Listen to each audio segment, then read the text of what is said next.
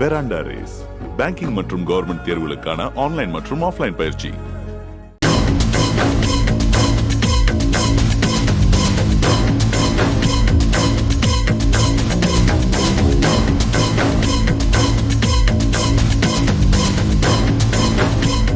மும்பை காட்கோபரில் கடந்த திங்கட்கிழமையன்று ஏற்பட்ட புழுதி புயல் மற்றும் கனமழையில் மிகப்பெரிய விளம்பர பலகை விழுந்து 16 பேர் உயிரிழந்த சம்பவத்தில் தேடப்பட்டு வந்த விளம்பர நிறுவனத்தின் உரிமையாளர் பவேஷ் பிண்டே கைது செய்யப்பட்டுள்ளார்.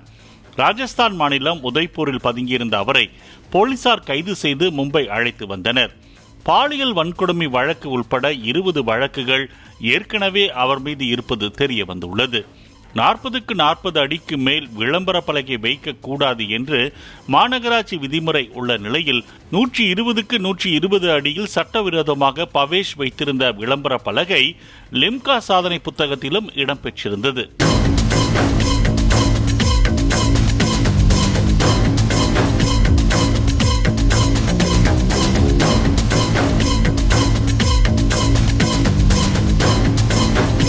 பெராண்டா ரேஸ் பேங்கிங் மற்றும் கவர்மெண்ட் தேர்வுகளுக்கான ஆன்லைன் மற்றும் ஆஃப்லைன் பயிற்சி.